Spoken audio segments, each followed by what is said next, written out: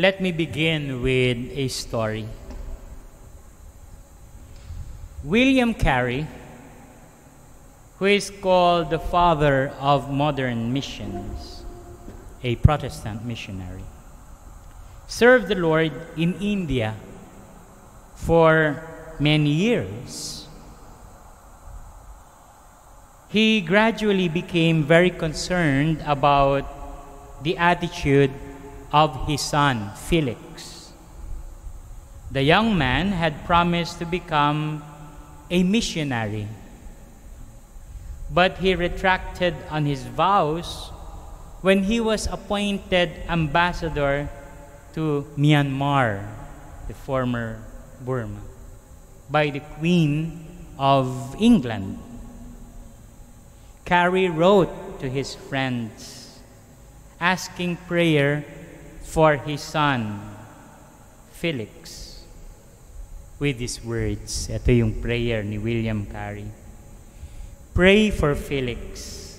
He has degenerated into an ambassador of the British government when he should be serving the King of Kings.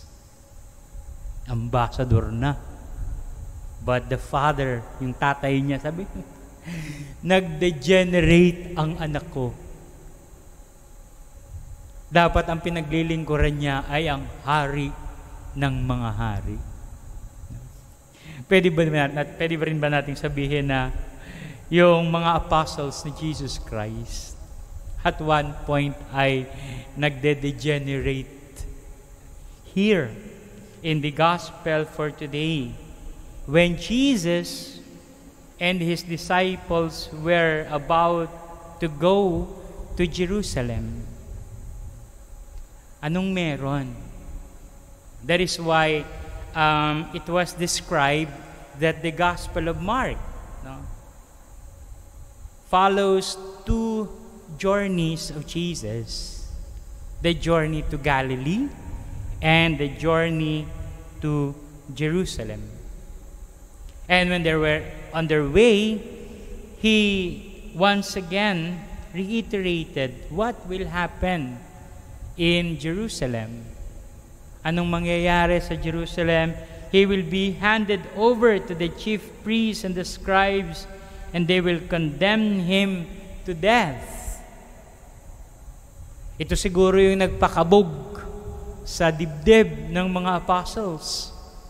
We have followed Jesus for 3 years. They have given up everything. Ito si James and John, if you remember, in the first part of Mark, together with Peter and Andrew, they were called by Jesus. They were fishermen. They left their boats, they left their nets, they left their father Zebedee and followed Jesus. And what awaits them sa kanilang mga puso is a kingdom where Jesus is the King. But true with other disciples, hindi pa malinaw sa kanila o lubosang malinaw what will be the end of this following of Jesus, of this journey with Jesus. And that is why they expressed their desire. Pwede natin sabihin, napaka-ambisyoso naman ng dalawa. Siguro nag-build up yon sa kanilang mga sarili. The privilege, what they have seen in the early part of that journey. The Jesus who was a miracle worker. The Jesus who was famous. The Jesus who was powerful. But at the same time, Jesus was also telling them that his true power is by giving his life as a ransom for many. Yung kanilang intention ay, sa English sabi na, they're clouded by their desires, by their ambition. Ito yung sinasabi na, the ambition rather than the mission took over. I could have preaching in front of seminarians and priests and religious and other. But of course, all of us are followers of Jesus. All of us are missionaries of Jesus. And so by listening to Jesus, let us purify our intentions of following Him, of serving others. Nag-spring up yan ngayon di ba? That many people wanted to serve God through the people in the midst of crisis, in the midst of pandemic. Others will say na, ay, ang galing naman. But of course, minsan hindi natin maalis sa ating sarili na ano ba talaga ang motibo ng isang tao pagdating sa pagtulong sa kapwa. And here, Jesus gave us an idea of greatness when He said that whoever wishes to be great among you will be your servant.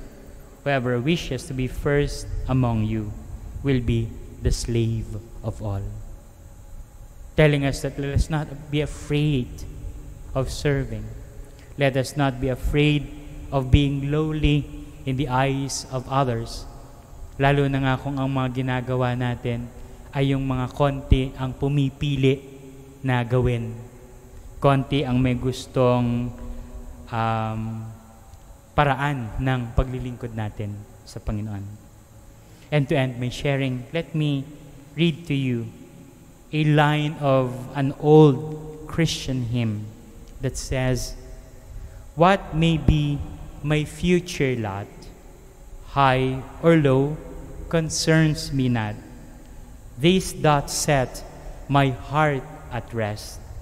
What my God appoints is best." And so let us desire kung anong gusto ng Diyos para sa atin.